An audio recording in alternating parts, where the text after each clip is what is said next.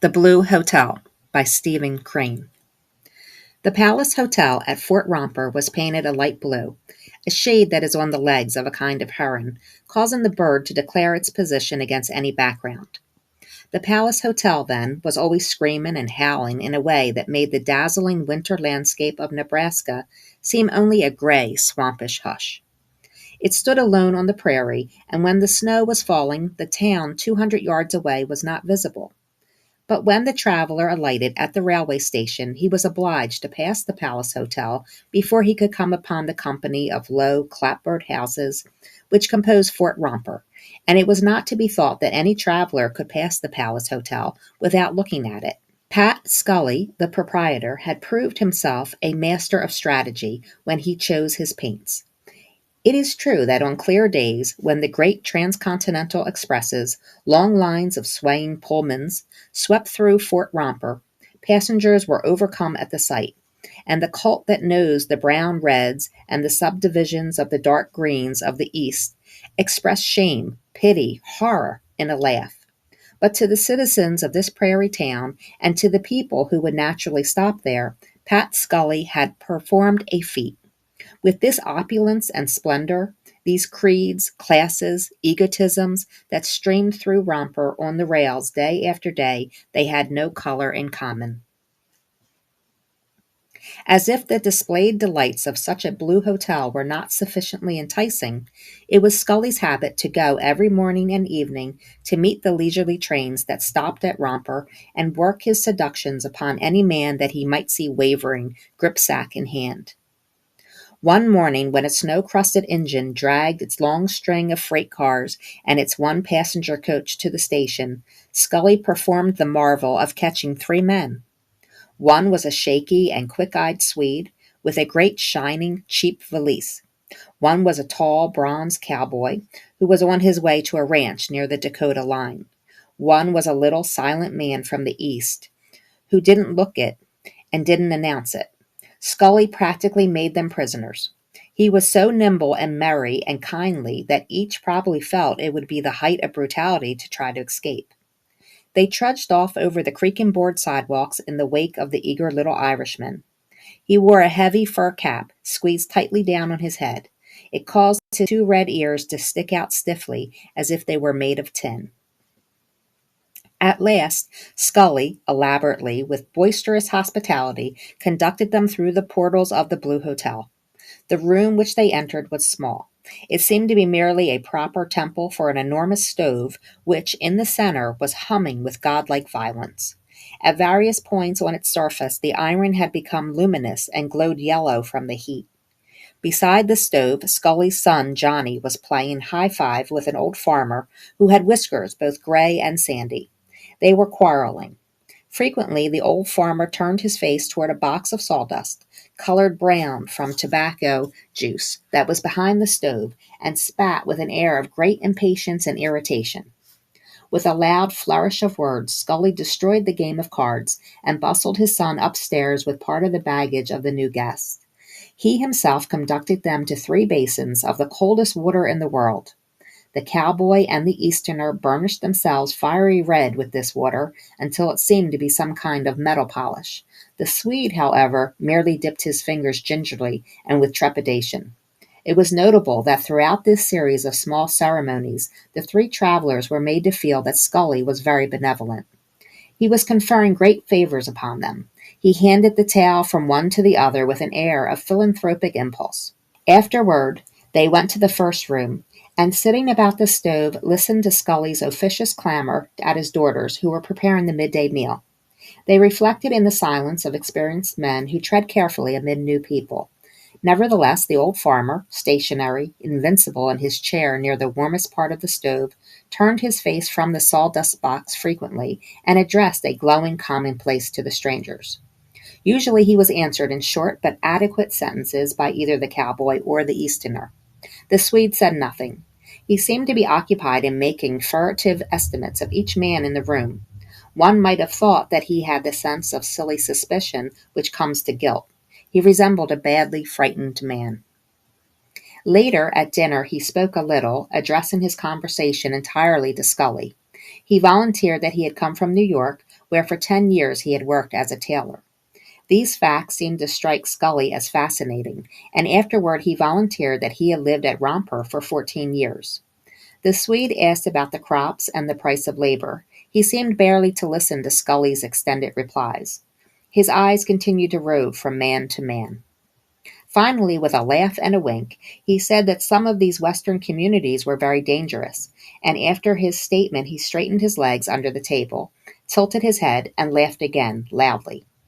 It was plain that the demonstration had no meaning to the others. They looked at him wondering and in silence. As the men trooped heavily back into the front room, the two little windows presented views of a turmoiling sea of snow. The huge arms of the wind were making attempts, mighty, circular, futile, to embrace the flakes as they sped. A gatepost, like a still man with a blanched face, stood aghast amid this profligate fury. In a hearty voice, Scully announced the presence of a blizzard. The guests of the Blue Hotel, lighting their pipes, assented with grumps of lazy masculine contentment. No island of the sea could be exempt in the degree of this little room with its humming stove. Johnny, son of Scully, in a tone which defined his opinion of his ability as a card player, challenged the old farmer of both gray and sandy whiskers to a game of high five. The farmer agreed with a contemptuous and bitter scoff. They sat close to the stove and squared their knees under a wide board. The cowboy and the Easterner watched the game with interest. The Swede remained near the window, aloof, but with a countenance that showed signs of an inexplicable excitement. The play of Johnny and the graybeard was suddenly ended by another quarrel. The old man arose while casting a look of heated scorn at his adversary. He slowly buttoned his coat and then stalked with fabulous dignity from the room. In the discreet silence of all the other men, the Swede laughed. His laughter rang somehow childish. Men by this time had begun to look at him askance, as if they wished to inquire what ailed him. A new game was formed jocosely. The cowboy volunteered to become the partner of Johnny, and they all then turned to ask the Swede to throw in his lot with the little Easterner. He asked some questions about the game, and learning that it wore many names and that he had played it where it was under an alias, he accepted the invitation. He strode toward the men nervously, as if he expected to be assaulted. Finally, seated, he gazed from face to face and laughed shrilly. This laugh was so strange that the Easterner looked up quickly. The cowboy sat intent and with his mouth open, and Johnny paused, holding the cards with still fingers. Afterward, there was a short silence. Then Johnny said, "Well, let's get at it. Come on now." They pulled their chairs forward until their knees were bunched under the board. They began to play, and their interest in the game caused the others to forget the manner of the Swede. The cowboy was a board whacker. Each time that he held superior cards, he wanged them one by one with exceeding force down upon the improvised table, and took the tricks with a glowing air of prowess and pride that sent thrills of indignation into the hearts of his opponents. A game with a board whacker in it is sure to become intense. The countenances of the Easterner and the Swede were miserable whenever the cowboy thundered down his aces and kings, while Johnny, his eyes gleaming with joy, chuckled and chuckled. Because of the absorbing play, none considered the strange ways of the Swede. They paid strict heed to the game. Finally, during a lull caused by a new deal, the Swede suddenly addressed Johnny. "I suppose there have been a good many men killed in this room." The jaws of the others dropped, and they looked at him. "What in hell are you talking about?" said Johnny. The Swede laughed again, his blatant laugh, full of a kind of false courage and defiance. "Oh, you know what I mean, all right," he answered. "I'm a liar if I do," Johnny protested. The card was halted, and the men stared at the Swede. Johnny evidently felt that as the son of the proprietor he should make a direct inquiry. "Now, what might you be driving at, mister?" he asked. The Swede winked at him. It was a wink full of cunning. His fingers shook on the edge of the board. "Oh, maybe you think I have been to nowheres. Maybe you think I'm a tenderfoot." "I don't know nothing about you," answered Johnny, "and I don't give a damn where you've been. All I got to say is that I don't know what you're driving at. There hain't never been nobody killed in this room." The cowboy, who had been steadily gazing at this Swede, then spoke. "What's wrong with you, mister?" Apparently, it seemed to the Swede that he was formidably menaced. He shivered and turned white near the corners of his mouth. He sent an appealing glance in the direction of the little Easterner. During these moments, he did not forget to wear his air of advanced pot velour. "They say they don't know what I mean," he remarked mockingly to the Easterner. The latter answered after prolonged and cautious reflection. "I don't understand you," he said impassively. The Swede made a movement then which announced that he thought he had encountered treachery from the only quarter where he had expected sympathy, if not help. "Oh, I see you are all against me. I see." The cowboy was in a state of deep stupefaction.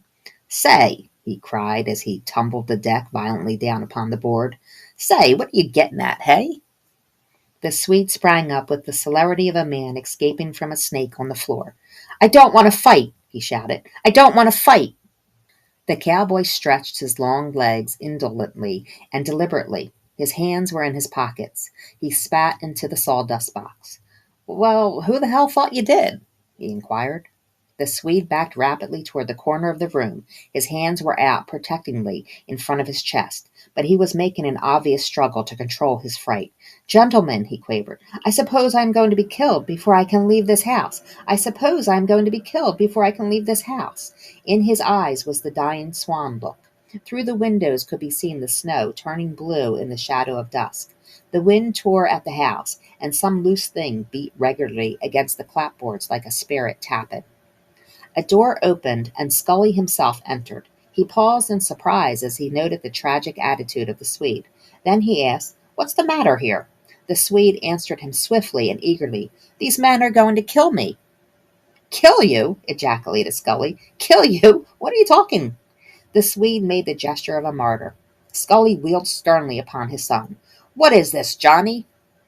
The lad had grown sullen. "Damned if I know," he answered. "I can't make no sense of it." He began to shuffle the cards, fluttering them together with an angry snap. "He says a good many men have been killed in this room, or something like that. And he says he's going to be killed here, too. I don't know what ails him. He's crazy, I shouldn't wonder." Scully then looked for explanation to the cowboy, but the cowboy simply shrugged his shoulders. "Kill you?" said Scully again to the Swede. "Kill you? Man, you're off your nut."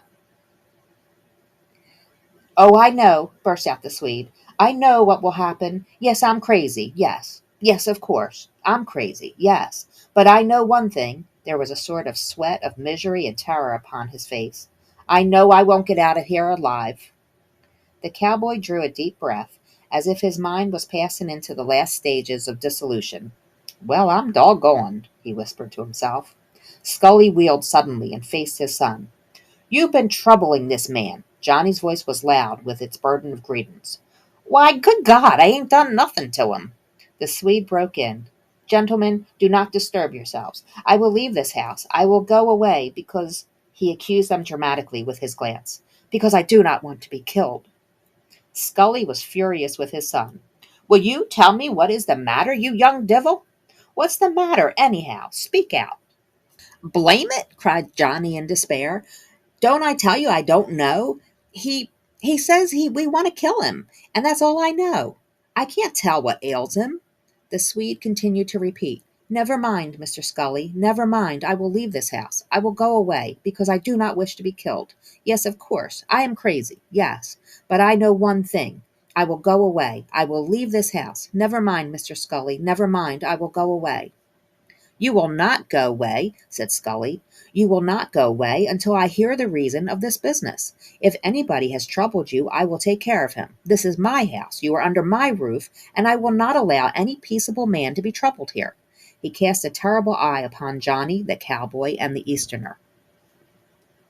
"Never mind, Mr. Scully, never mind. I will go away. I do not wish to be killed." The Swede moved toward the door which opened upon the stairs. It was evidently his intention to go at once for his baggage. "No, no," shouted Scully peremptorily, but the white-faced man slid by him and disappeared. "Now," said Scully severely, "what does this mean?" Johnny and the cowboy cried together. "Why, we didn't do nothing to him." Scully's eyes were cold. "No," he said, "you didn't." Johnny swore a deep oath. Why, this is the wildest loon I ever see. We didn't do nothing at all. We were just sitting here playing cards, and his father suddenly spoke to the Easterner. Mr. Blanc, he said, what has these boys been doing? The Easterner reflected again. I didn't see anything wrong at all, he said at last, slowly. Scully began to howl. But what does it mean? He stared ferociously at his son. I have a mind to lather you for this, my boy. Johnny was frantic. Well, what have I done? He bawled at his father. I think you are tongue-tied, said Scully finally to his son, the cowboy, and the Easterner. At the end of this scornful sentence, he left the room. Upstairs, the Swede was swiftly fastening the straps of his great valise. Once his back happened to be half turned toward the door, and hearing a noise there, he wheeled and sprang up, uttering a loud cry. Scully's wrinkled visage showed grimly in the light of the small lamp he carried. This yellow effulgence streaming upward colored only his prominent features, and left his eyes, for instance, in mysterious shadow. He resembled a murderer. Man, man, he exclaimed, have you gone daffy? Oh no, rejoined the other. There are people in this world who know pretty nearly as much as you do. Understand? For a moment they stood gazing at each other. Upon the Swede's deathly pale cheeks were two spots, brightly crimson and sharply edged, as if they had been carefully painted. Scully placed the light on the table and sat himself on the edge of the bed. He spoke ruminatively. By cracky, I never heard of such a thing in my life. It's a complete muddle. I can't for the soul of me think how you ever got this idea into your head. Presently he lifted his eyes and asked, And did you sure think they were going to kill you? The Swede scanned the old man as if he wished to see into his mind. I did, he said at last. He obviously suspected that this answer might precipitate an outbreak. As he pulled on a strap, his whole arm shook, the elbow wavering like a bit of paper. Scully banged his hand impressively on the footboard of the bed.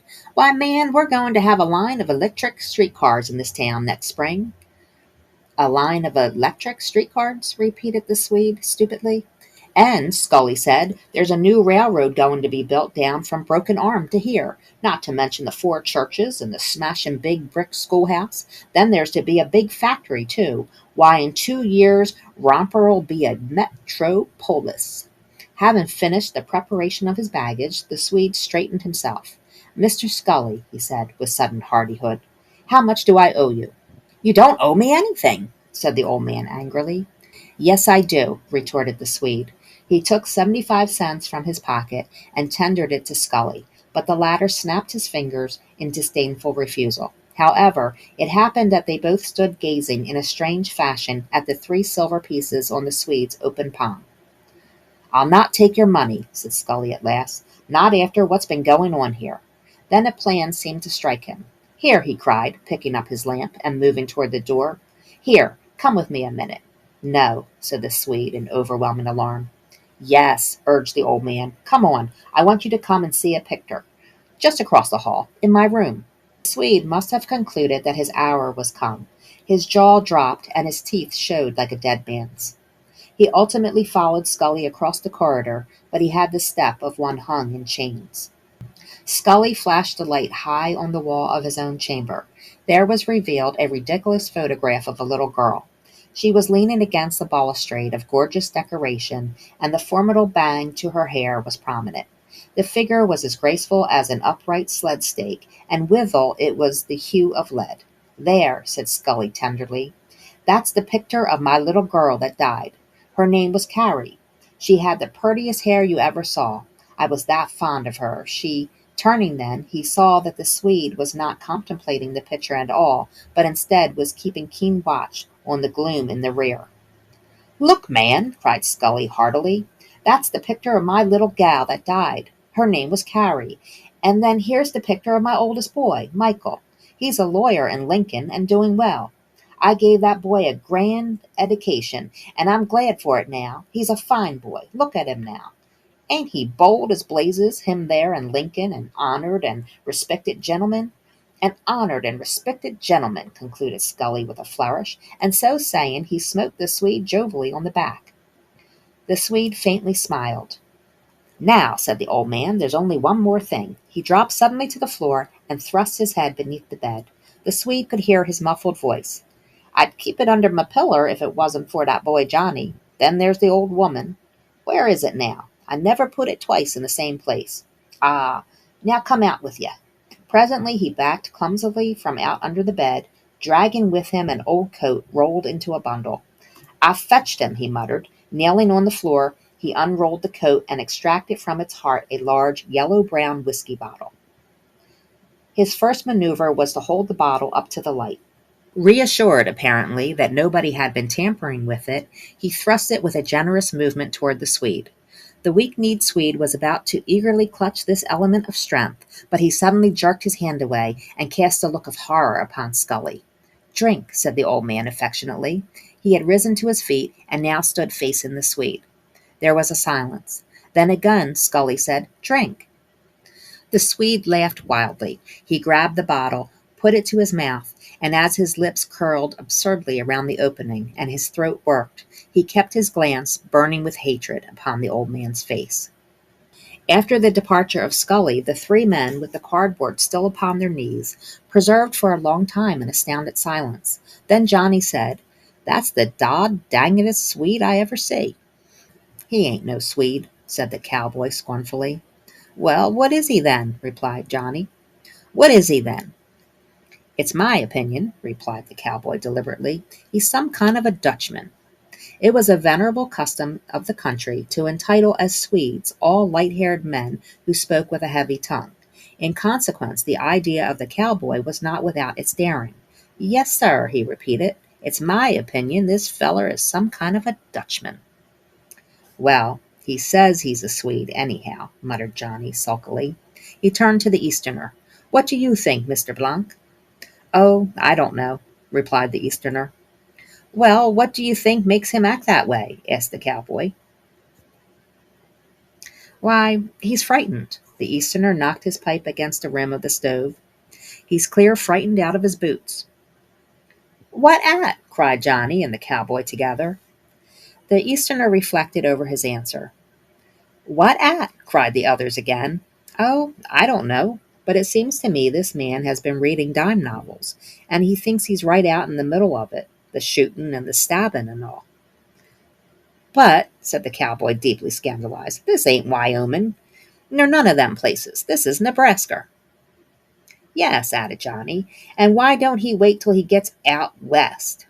The traveled Easterner laughed. It isn't different there even, not in these days, but he thinks he's right in the middle of hell.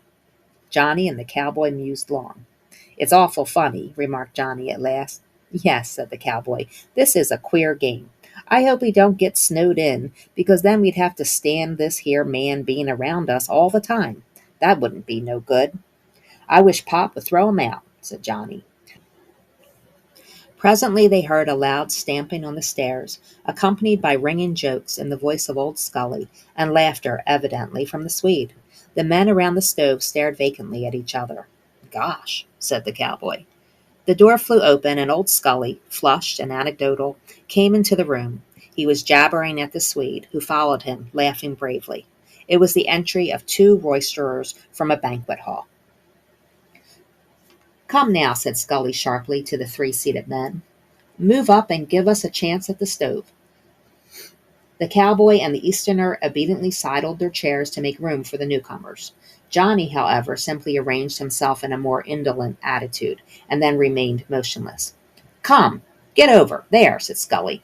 Plenty of room on the other side of the stove, said Johnny. Do you think we want to sit in the draft? Roared the father. But the Swede here interposed with a grandeur of confidence. No, no, let the boy sit where he likes, he cried in a bullying voice to the father. All right, said Scully deferentially. The cowboy and the Easterner exchanged glances of wonder. The 5 chairs were formed in a crescent about one side of the stove. The Swede began to talk. He talked arrogantly, profanely, angrily. Johnny, the cowboy, and the Easterner maintained a morose silence, while old Scully appeared to be receptive and eager, breaking in constantly with sympathetic ejaculations. Finally, the Swede announced that he was thirsty. He moved in his chair and said that he would go for a drink of water. I'll get it for you, cried Scully at once. No, said the Swede contemptuously. I'll get it for myself. He arose and stalked with the air of an owner often to the executive parts of the hotel. As soon as the Swede was out of hearing, Scully sprang to his feet and whispered intensely to the others. Upstairs, he thought I was trying to poison him. Say, said Johnny, this makes me sick. Why don't you throw him out in the snow? Well, he's all right now, declared Scully. It was only that he was from the East, and he thought this was a tough place. That's all. He's all right now. The cowboy looked with admiration upon the Easterner. You were straight, he said. You were on to that there, Dutchman. Well, said Johnny to his father, he may be all right now, but I don't see it. Other time he was scared, but now he's too fresh. Scully's speech was always a combination of Irish brogue and idiom, Western twang and idiom, and scraps of curiously formal diction taken from the storybooks and newspapers. He now hurled a strange mass of language at the head of his son. What do I keep? What do I keep? What do I keep? He demanded in a voice of thunder. He slapped his knee impressively to indicate that he himself was going to make reply, and that all should heed. I keep a hotel, he shouted. A hotel, do you mind? A guest under my roof has sacred privileges. He is to be intimidated by none. Not one word shall he hear that would prejudice him in favor of going away. I'll not have it. There's no place in this here town where they can say they ever took in a guest of mine because he was afraid to stay here. He wheeled suddenly upon the cowboy and the Easterner. Am I right? Yes, Mr. Scully, said the cowboy. I think you're right. Yes, Mr. Scully, said the Easterner. I think you're right. At 6 o'clock supper, the Swede fizzed like a firewheel. He sometimes seemed on the point of bursting into riotous song, and in all his madness he was encouraged by old Scully. The Easterner was encased in reserve. The cowboy sat in wide-mouthed amazement, forgetting to eat, while Johnny wrathfully demolished great plates of food. The daughters of the house, when they were obliged to replenish the biscuits, approached as warily as Indians, and having succeeded in their purpose, fled with ill-conceived trepidation.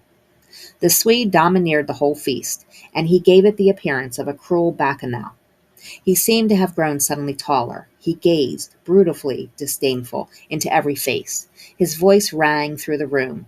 Once, when he jabbed out harpoon fashion with his fork to pinion a biscuit, the weapon nearly impaled the hand of the Easterner, which had been stretched quietly out for the same biscuit. After supper, as the men filed toward the other room, the Swede smote Scully ruthlessly on the shoulder. Well, old boy, that was a good square meal. Johnny looked hopefully at his father. He knew that shoulder was tender from an old fall, and indeed it appeared for a moment as if Scully was going to flame out over the matter. But in the end he smiled a sickly smile and remained silent. The others understood from his manner that he was admitting his responsibility for the Swede's new viewpoint. Johnny, however, addressed his parent in an aside. Why don't you license somebody to kick you downstairs? Scully scowled darkly by way of a reply. When they were gathered about the stove, the Swede insisted on another game of high-five. Scully gently deprecated the plan at first, but the Swede turned a wolfish glare upon him. The old man subsided, and the Swede canvassed the others. In his tone there was always a great threat. The cowboy and the Easterner both remarked indifferently that they would play.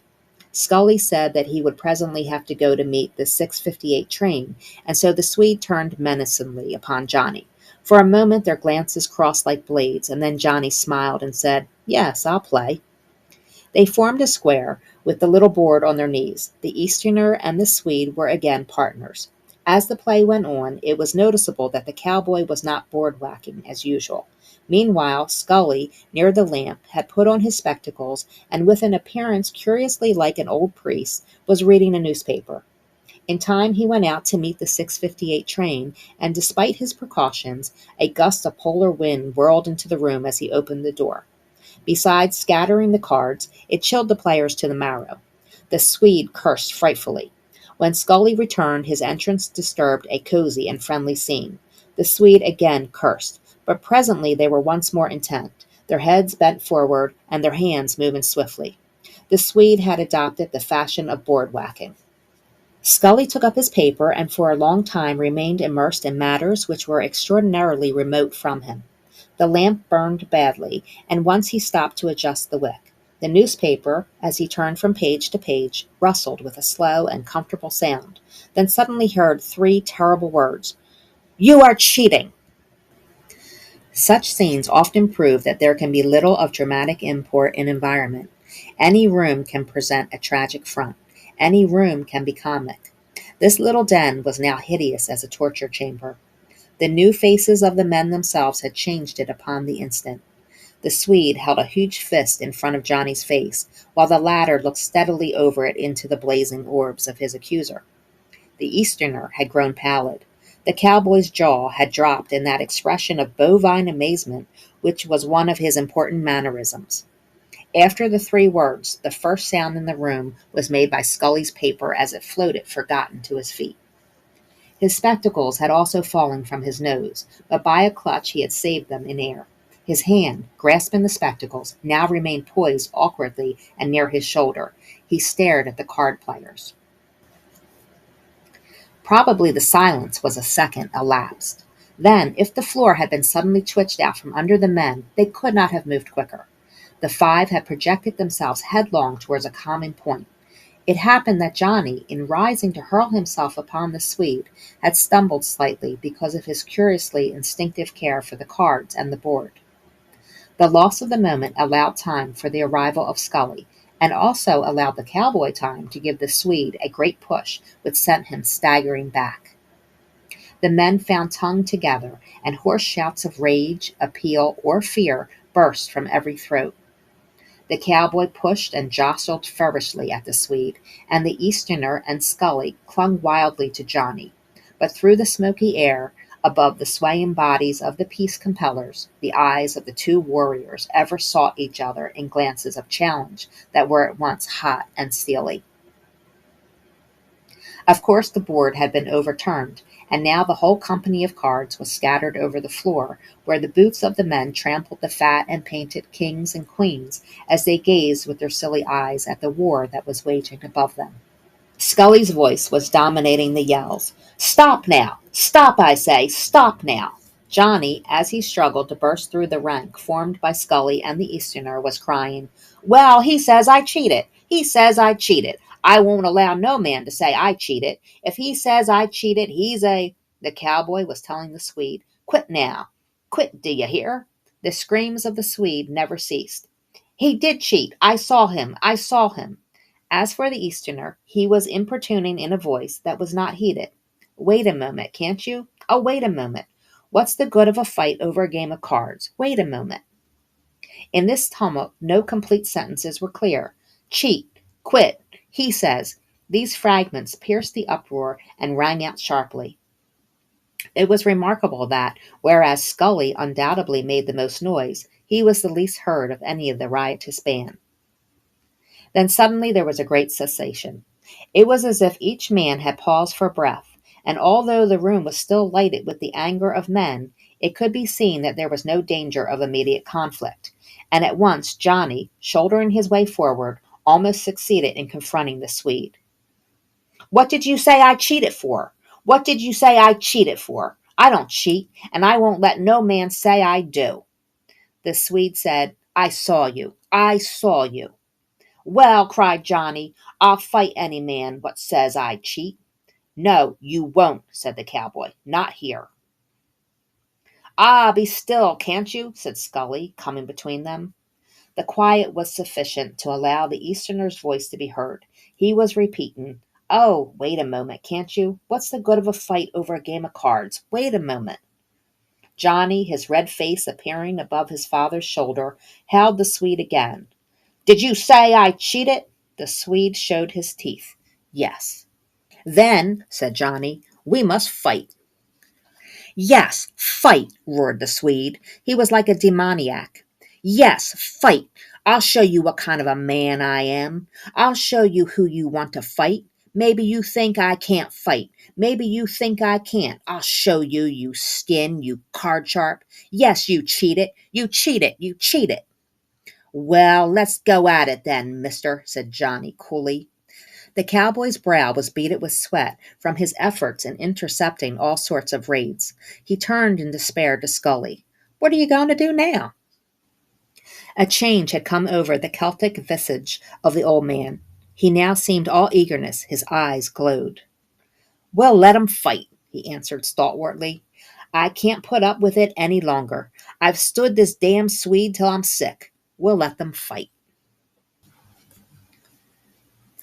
The men prepared to go out of doors. The Easterner was so nervous that he had great difficulty in getting his arms into the sleeves of his new leather coat. As the cowboy drew his fur cap down over his ears, his hands trembled. In fact, Johnny and Old Scully were the only ones who displayed no agitation. These preliminaries were conducted without words. Scully threw open the door. "Well, come on," he said. Instantly a terrific wind caused the flame of the lamp to struggle at its wick, while a puff of black smoke sprang from the chimney top. The stove was in mid-current of the blast, and its voice swelled to equal the roar of the storm. Some of the scarred and bedabbled cards were caught up from the floor and dashed helplessly against the farther wall. The men lowered their heads and plunged into the tempest as into a sea. No snow was falling, but great worlds and clouds of flakes swept up from the ground by the frantic winds were streaming southward with the speed of bullets. The covered land was blue with the sheen of an unearthly satin, and there was no other hue save where, at the low, black railway station, which seemed incredibly distant, one light gleamed like a tiny jewel. As the men floundered into a thigh-deep drift, it was known that the Swede was bawling out something. Scully went to him, put a hand on his shoulder, and projected an ear. "What's that you say?" he shouted. "I say," bawled the Swede again, "I won't stand much show against this gang. I know you'll all pitch on me." Scully smote him reproachfully on the arm. "Tut, man," he yelled. The wind tore the words from Scully's lips and scattered them far alee. "You are all a gang of—" boomed the Swede, but the storm also seized the remainder of the sentence. Immediately turning their backs upon the wind, the men had swung around a corner to the sheltered side of the hotel. It was the function of the little house to preserve here, amid this great devastation of snow, an irregular V shape of heavily encrusted grass, which crackled beneath the feet. One could imagine the great drifts piled against the windward side. When the party reached the comparative peace of this spot, it was found that the Swede was still bellowing. "Oh, I know what kind of a thing this is. I know you'll all pitch on me. I can't lick you all." Scully turned upon him panther fashion. "You'll not have to whip all of us. You'll have to whip my son Johnny, and the man what troubles you during that time will have me to deal with." The arrangements were swiftly made. The two men faced each other, obedient to the harsh commands of Scully, whose face in the subtly luminous gloom could be seen set in the austere, impersonal lines that are pictured on the countenances of the Roman veterans. The Easterner's teeth were chattering, and he was hopping up and down like a mechanical toy. The cowboy stood rock-like. The contestants had not stripped off any clothing. Each was in his ordinary attire. Their fists were up, and they eyed each other in a calm that had the elements of leonine cruelty in it. During this pause, the Easterner's mind, like a film, took lasting impressions of the three men: the iron-nerved master of the ceremony, the Swede, pale, motionless, terrible, and Johnny, serene yet ferocious, brutish yet heroic. The entire prelude had in it a tragedy greater than the tragedy of action, and this aspect was accentuated by the long, mellow cry of the blizzard as it sped the tumbling and wailing flakes into the black abyss of the south. "Now," said Scully. The two combatants leaped forward and crashed together like bullocks. There was heard the cushioned sound of blows, and of a curse squeezing out from between the tight teeth of one. As for the spectators, the Easterner's pent-up breath exploded from him with a pop of relief, absolute relief from the tension of the preliminaries. The cowboy bounded into the air with a yowl. Scully was immovable as from supreme amazement and fear at the fury of the fight which he himself had permitted and arranged. For a time, the encounter in the darkness was such a perplexity of flying arms that it presented no more detail than would a swiftly revolving wheel. Occasionally a face, as if illumined by a flash of light, would shine out, ghastly and marked with pink spots. A moment later the men might have been known as shadows, if it were not for the involuntary utterance of oath that came from them in whispers. Suddenly, a holocaust of warlike desire caught the cowboy, and he bolted forward with the speed of a bronco. Go it, Johnny, go it! Kill him! Kill him! Scully confronted him. Keep back, he said, and by his glance the cowboy could tell that this man was Johnny's father. To the Easterner there was a monotony of unchangeable fighting that was an abomination. This confused mingling was eternal to his sense, which was concentrated in a longing for the end, the priceless end. Once the fighters lurched near him, and as he scrambled hastily backward, he heard them breathe like men on the rack. Kill him, Johnny! Kill him! Kill him! Kill him! The cowboy's face was contorted like one of those agony masks in museums. Keep still, said Scully icily. Then there was a sudden loud grunt, incomplete, cut short, and Johnny's body swung away from Swede and fell with sickening heaviness to the grass. The cowboy was barely in time to prevent the mad Swede from flinging himself upon his prone adversary. No, you don't, said the cowboy, interposing an arm. Wait a second. Scully was at his son's side. Johnny, Johnny, my boy.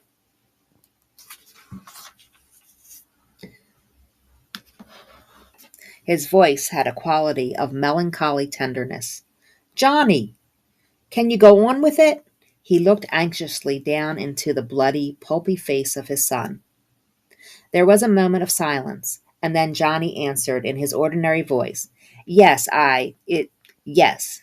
Assisted by his father, he struggled to his feet. Wait a bit now till you get your wind, said the old man. A few paces away, the cowboy was lecturing the Swede. No, you don't. Wait a second. The Easterner was plucking at Scully's sleeve. Oh, this is enough, he pleaded. This is enough. Let it go as it stands. This is enough. Bill, said Scully, get out of the road. The cowboy stepped aside. Now, the combatants were actuated by a new caution as they advanced toward collision. They glared at each other, and then the Swede aimed a lightning blow that carried with it his entire weight. Johnny was evidently half stupid from weakness, but he miraculously dodged, and his fist sent the overbalanced Swede sprawling. The cowboy, Scully, and the Easterner burst into a cheer that was like a chorus of triumphant soldiery.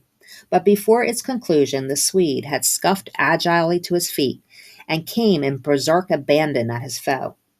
There was another perplexity of flying arms, and Johnny's body again swung away and fell, even as a bundle might fall from a roof. The Swede instantly staggered to a little wind-waved tree and leaned upon it, breathing like an engine, while his savage and flame-lit eyes roamed from face to face as the men bent over Johnny.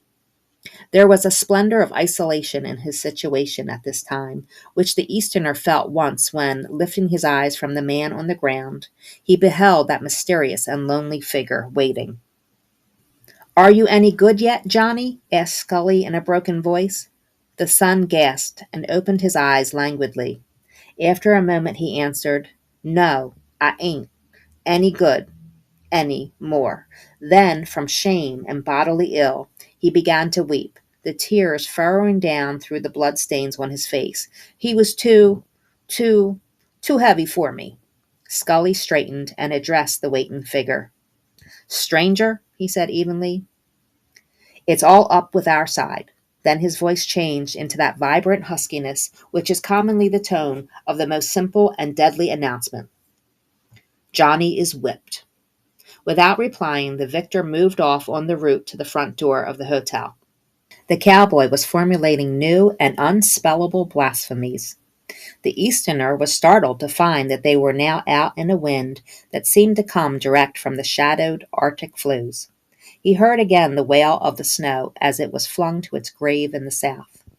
He knew now that all this time the cold had been sinking into him deeper and deeper, and he wondered that he had not perished. He felt indifferent to the condition of the vanquished man. Johnny, can you walk? Asked Scully. Did I hurt him any? Asked the son. Can you walk, boy? Can you walk? Johnny's voice was suddenly strong. There was a robust impatience in it. I asked you whether I hurt him any. Yes, Johnny, answered the cowboy consolingly. He's hurt a good deal." They raised him from the ground, and as soon as he was on his feet, he went tottering off, rebuffing all attempts at assistance. When the party rounded the corner, they were fairly blinded by the pelting of the snow. It burned their faces like fire. The cowboy carried Johnny through the drift to the door. As they entered, some cards again arose from the floor and beat against the wall. The Easterner rushed to the stove. He was so profoundly chilled that he almost dared to embrace the glowing iron. The Swede was not in the room. Johnny sank into a chair and, folding his arms on his knees, buried his face in them. Scully, warming one foot and then the other at the rim of the stove, muttered to himself with Celtic mournfulness. The cowboy had removed his fur cap, and with a dazed and rueful air, he was running one hand through his tousled locks. From overhead they could hear the creaking of boards as the Swede tramped here and there in his room. The sad quiet was broken by the sudden flinging open of a door that had led towards the kitchen. It was instantly followed by an inrush of women. They precipitated themselves upon Johnny amid a chorus of lamentation. Before they carried their prey off to the kitchen, there to be bathed and harangued with that mixture of sympathy and abuse which is a feat of their sex, the mother straightened herself and fixed old Scully with an eye of stern reproach. "Shame be upon you, Patrick Scully," she cried. "Your own son, too. Shame be upon you." "There now, be quiet now," said the old man weakly. "Shame be upon you, Patrick Scully." The girls, rallying to the slogan, sniffed disdainfully in the direction of those trembling accomplices, the cowboy and the Easterner. Presently they bore Johnny away and left the three men to dismal reflection. "I'd like to fight this here Dutchman myself," said the cowboy, breaking a long silence. Scully wagged his head sadly. "No, that wouldn't do. It wouldn't be right. It wouldn't be right." "Well, why wouldn't it?" argued the cowboy. "I don't see no harm in it." "No," answered Scully, with mournful heroism. "It wouldn't be right. It was Johnny's fight, and now we mustn't whip the man just because he whipped Johnny." "Yes, that's true enough," said the cowboy. "But he better not get fresh with me, 'cause I couldn't stand no more of it." "You'll not say a word to him," commanded Scully, and even then they heard the tread of the Swede on the stairs. His entrance was more theatric. He swept the door back with a bang and swaggered to the middle of the room. No one looked at him. "Well," he cried insolently at Scully, "I suppose you'll tell me now how much I owe you?" The old man remained stolid. "You don't owe me nothing." "Huh," said the Swede. "Huh, don't owe him nothing." The cowboy addressed the Swede. "Stranger, I don't see how you come to be so gay around here." Old Scully was instantly alert. "Stop," he shouted, holding his hand forth, fingers upward. "Bill, you shut up." The cowboy spat carelessly into the sawdust box. "I didn't say a word, did I?" he asked. "Mr. Scully," called the Swede, "how much do I owe you?" It was seen that he was attired for departure, and that he had his valise in his hand. "You don't owe me nothing," repeated Scully in the same imperturbable way. "Huh," said the Swede. "I guess you're right. I guess if it was any way at all, you'd owe me something. That's what I guess." He turned to the cowboy. "Kill him! Kill him! Kill him!" he mimicked, and then guffawed victoriously. "Kill him!" He was convulsed with ironical humor. But he might have been jeering the dead. The three men were immovable and silent, staring with glassy eyes at the stove. The Swede opened the door and passed into the storm, giving one derisive glance backward at the still group. As soon as the door was closed, Scully and the cowboy leaped to their feet and began to curse. They trampled to and fro, waving their arms and smashing into the air with their fists. "Oh, but that was a hard minute," wailed Scully. "That was a hard minute. Him there leering and scoffing. One bang at his nose was worth $40 to me that minute. How did you stand it, Bill?" "How did I stand it?" cried the cowboy in a quivering voice. "How did I stand it? Oh." The old man burst into sudden brogue. "I'd like to take that Swede," he wailed, "and hold him down on a stone floor and bait him to a jelly with a stick." The cowboy groaned in sympathy. I'd like to get him by the neck and hammer him. He brought his hand down on a chair with a noise like a pistol shot. Hammer that there Dutchman until he couldn't tell himself from a dead coyote. I'd bait him until I'd show him some things, and then together they raised a yearning, fantastic cry. Oh, oh, if only we could. Yes, yes. And then oh, oh. The Swede, tightly gripping his valise, tacked across the face of the storm as if he carried sails. He was following the line of little, naked, grasping trees, which he knew must mark the way of the road. His face, fresh from the pounding of Johnny's fists, felt more pleasure than pain in the wind and the driving snow. A number of square shapes loomed upon him finally, and he knew them as the houses of the main body of the town.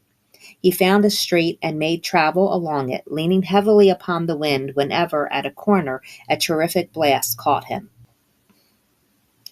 He might have been in a deserted village. We picture the world as thick with conquering and elate humanity, but here, with the bulges of the tempest pealing, it was hard to imagine a peopled earth.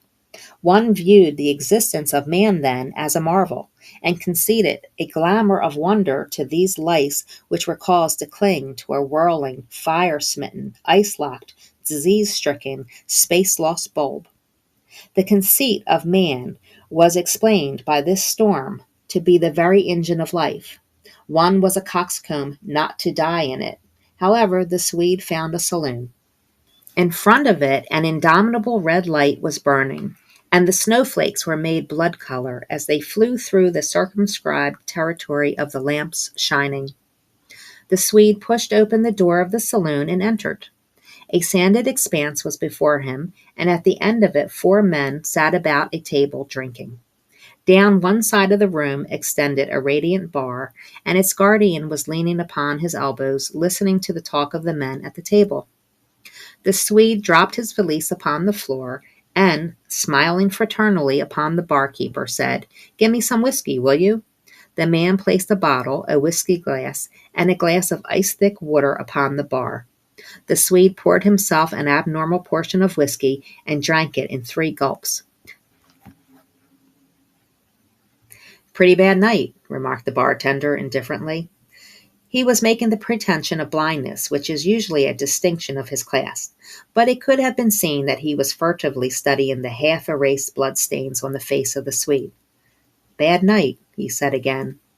"Oh, it's good enough for me," replied the Swede heartily, as he poured himself some more whiskey. The barkeeper took his coin and maneuvered it through its reception by the highly nickeled cash machine. A bell rang. A card labeled 20 cents had appeared. "No," continued the Swede, "this isn't too bad weather. It's good enough for me." "So?" murmured the barkeeper languidly. The copious drams made the Swede's eyes swim, and he breathed a trifle heavier. "Yes, I like this weather. I like it. It suits me." It was apparently his design to impart a deep significance to these words. "So?" murmured the bartender again. He turned to gaze dreamily at the scroll-like birds and bird-like scrolls which had been drawn with soap upon the mirrors in back of the bar. "Well, I guess I'll take another drink," said the Swede presently. "Have something?" "No, thanks. I'm not drinking," answered the bartender. Afterward, he asked, "How did you hurt your face?" The Swede immediately began to boast loudly. "Why, in a fight. I thumped the soul out of a man down here at Scully's Hotel." The interest of the 4 men at the table was at last aroused. "Who was it?" said one. "Johnny Scully," blustered the Swede, "son of the man what runs it. He will be pretty near dead for some weeks, I can tell you. I made a nice thing of him, I did. He couldn't get up. They carried him in the house. Have a drink?" Instantly the men, in some subtle way, encased themselves in reserve. "No, thanks," said one. The group was of curious formation. 2 were prominent local businessmen, 1 was the district attorney, and 1 was a professional gambler of the kind known as square.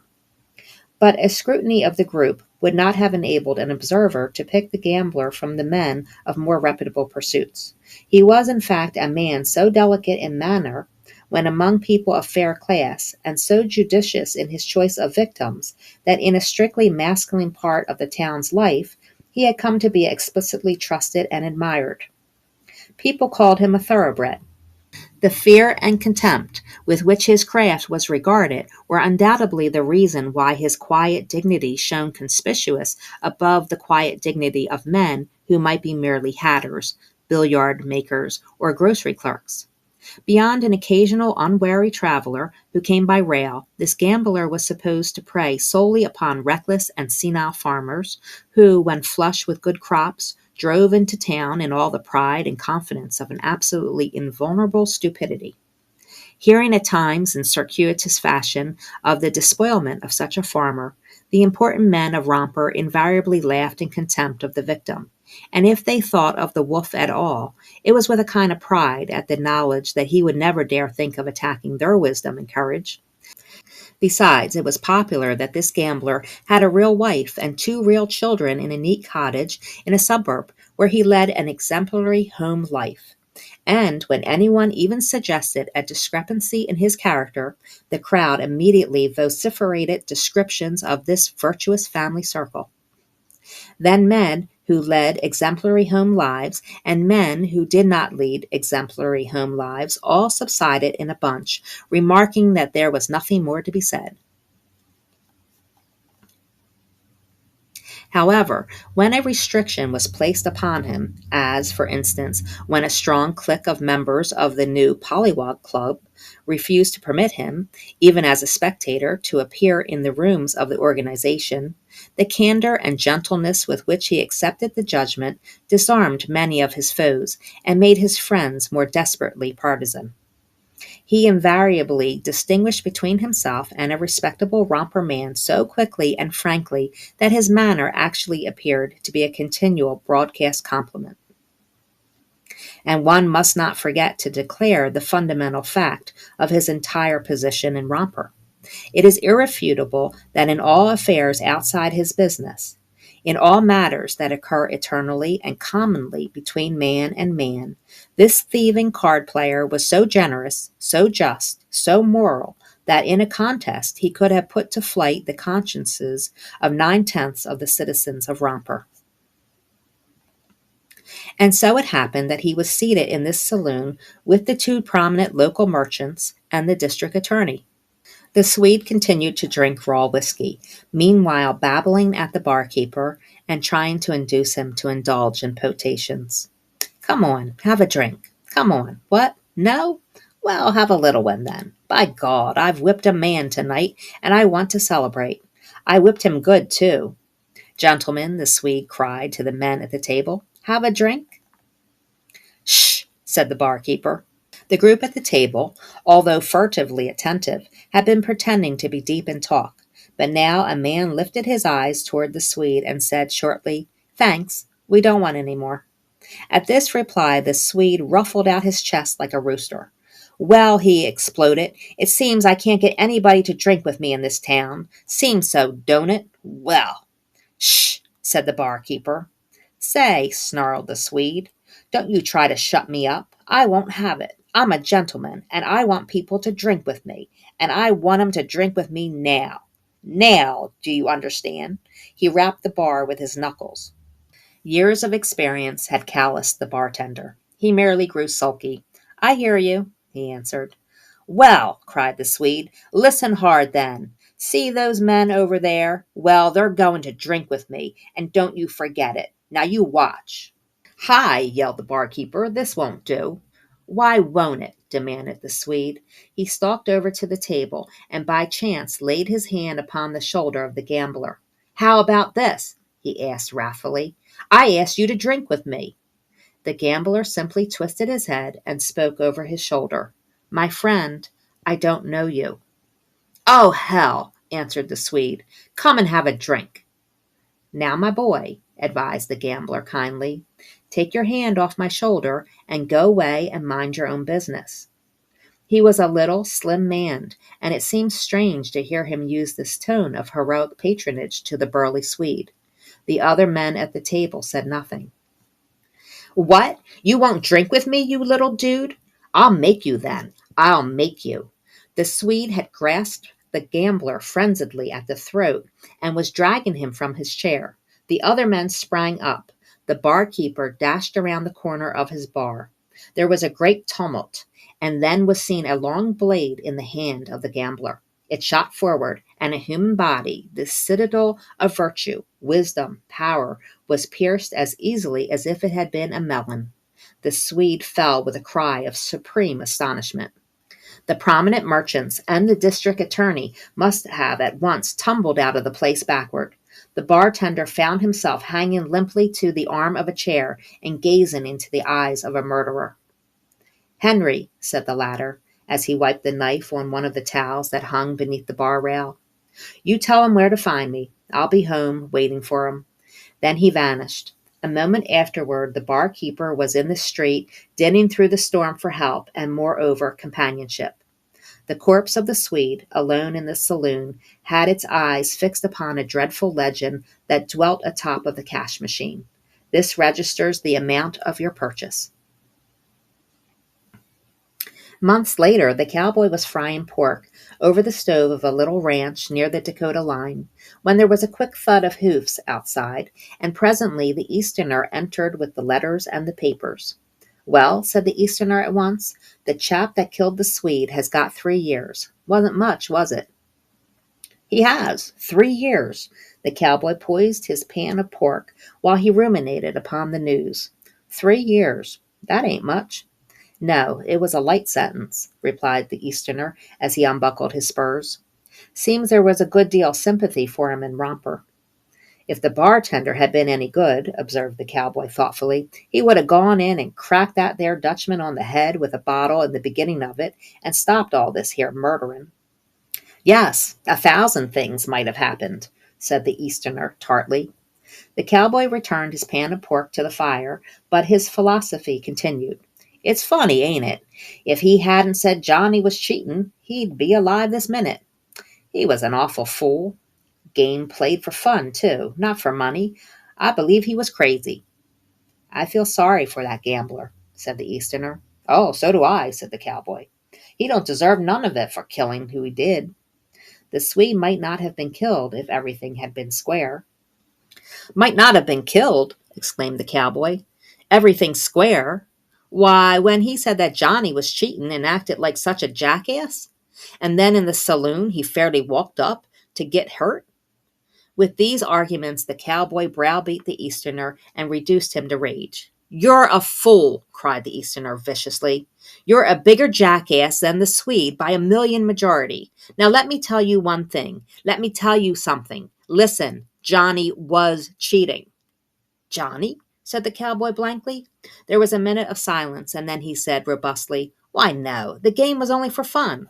"Fun or not," said the Easterner, "Johnny was cheating. I saw him. I know it. I saw him. And I refused to stand up and be a man. I let the Swede fight it out alone, and you were simply puffing around the place wanting to fight. And then old Scully himself. We are all in it. This poor gambler isn't even a noun. He is a kind of an adverb. Every sin is the result of a collaboration. We, 5 of us, have collaborated in the murder of this Swede. Usually there are from a dozen to 40 women really involved in every murder, but in this case it seems to be only 5 men. You, I, Johnny, old Scully, and that fool of an unfortunate gambler came merely as a culmination, the apex of a human movement, and gets all the punishment. The cowboy, injured and rebellious, cried out blindly into this fog of mysterious theory, "Well, I didn't do anything, did I?"